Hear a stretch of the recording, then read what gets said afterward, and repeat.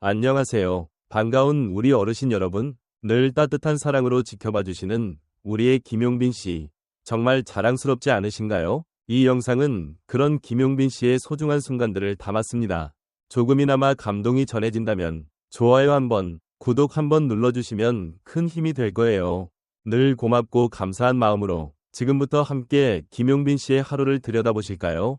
깊은 새벽, 모든 도시가 잠든 시간. 단 한 사람만이 짐을 챙겨 어둠을 뚫고 어딘가로 향하고 있었다. 목적지는 화려한 공연장이 아니라 오래된 선산이었다. 그날은 미스터 트롯 3에서 위 왕관을 쓴 날.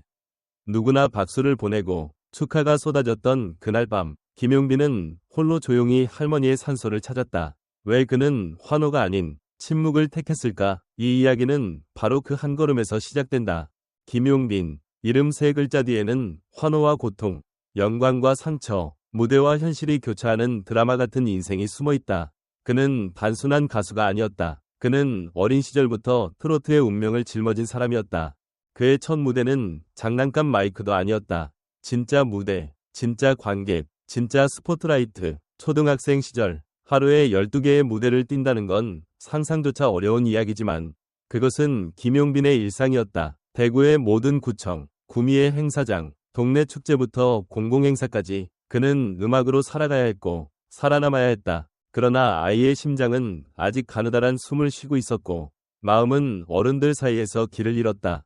관객들은 참 잘한다 고 칭찬했지만 그는 그 안에서 버거운 무게를 감당하고 있었다.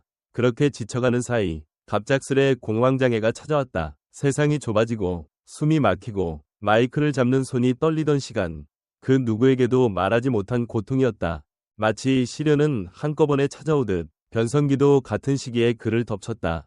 가장 소중했던 목소리는 낯선 음으로 변했고 음이탈이 두려워 노래를 멈춘 날도 있었다.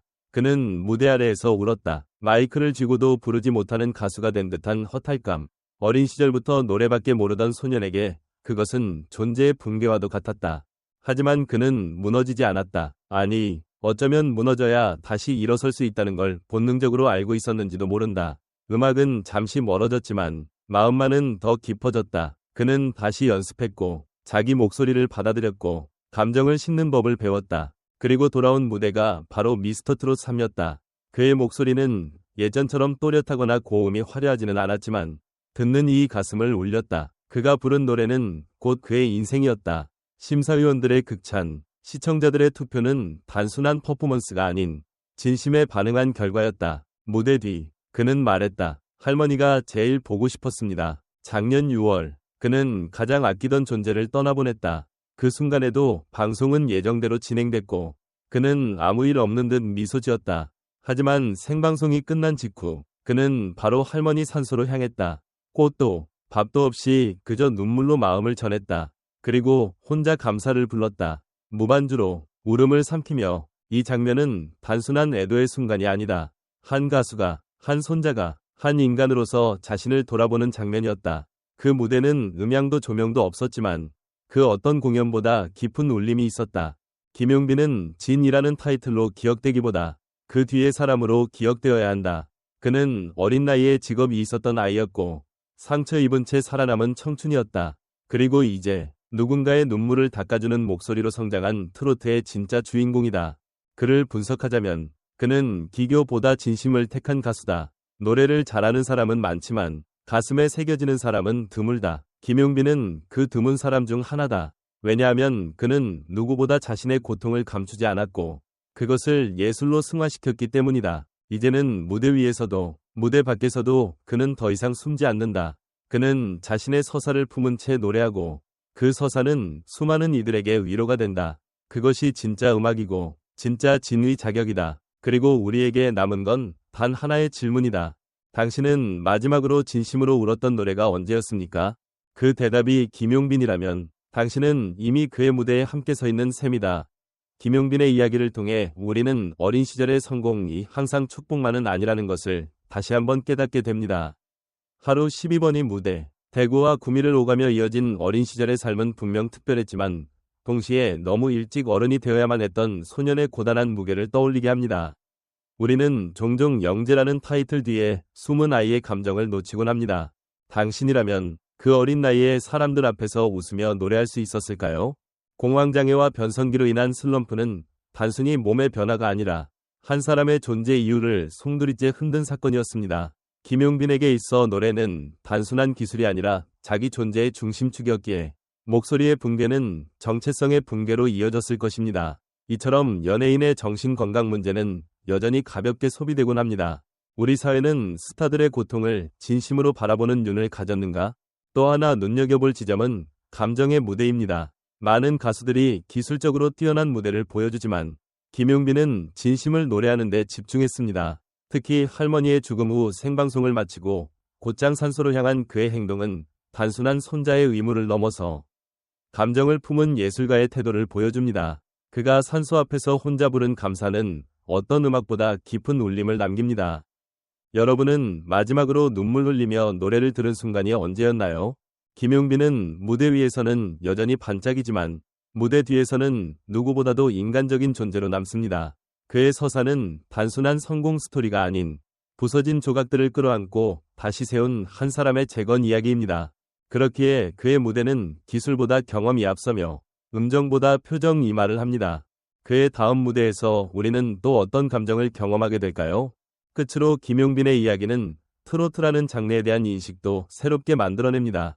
트로트는 더 이상 단순한 흥겨움의 음악이 아니라 세대를 넘어 마음을 잇는 감성의 언어로 재해석되어야 합니다.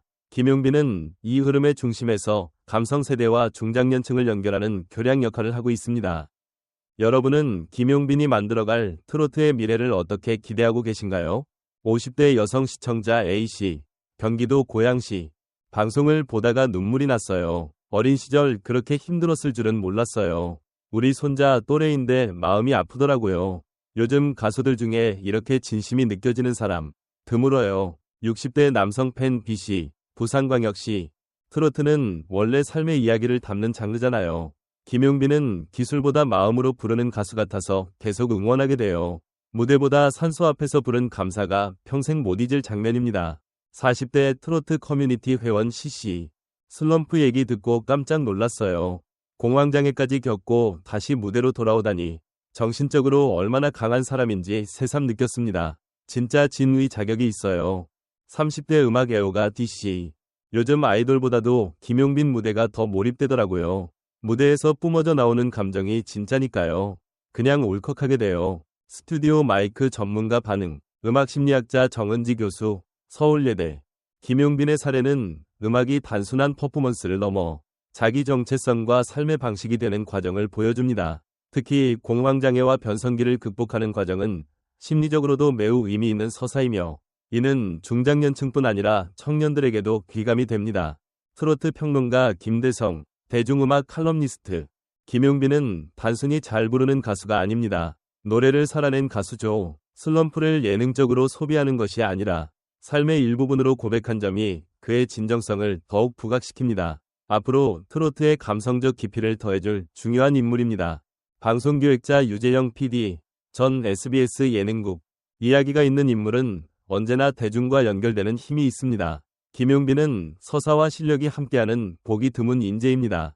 특히 할머니 사연은 프로그램의 몰입도를 끌어올리는 감정적 중심축이었습니다. 정구 당신의 생각은 어떠신가요? 김용빈의 무대에서 어떤 순간이 가장 감동적이었나요? 혹시 비슷한 시련을 겪어본 적이 있나요? 트로트가 단순히 흥미 장르가 아니라 진심을 나누는 장르라는 걸 느끼신 적이 있나요? 이 글을 보신 여러분은 어떤 장면이 가장 마음에 남았나요? 또 김용빈처럼 슬럼프를 이겨낸 경험이 있다면 댓글로 공유해주세요. 당신의 이야기 또한 누군가에게 큰 위로가 될 수 있습니다.